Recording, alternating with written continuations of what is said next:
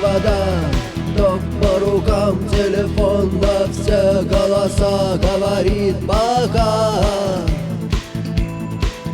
Пора.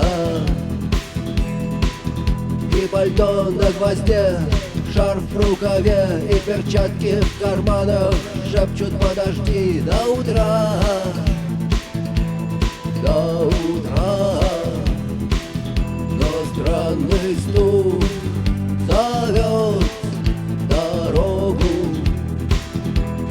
Может, сердце, может, стук в дверь.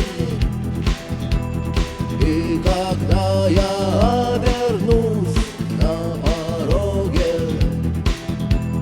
я скажу одно лишь слово: верь.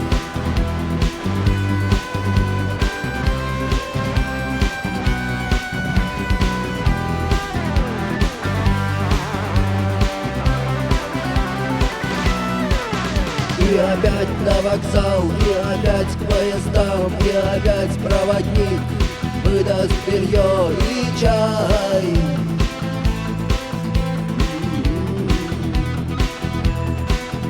И опять не усну, и опять сквозь грохот колес мне послышится слово: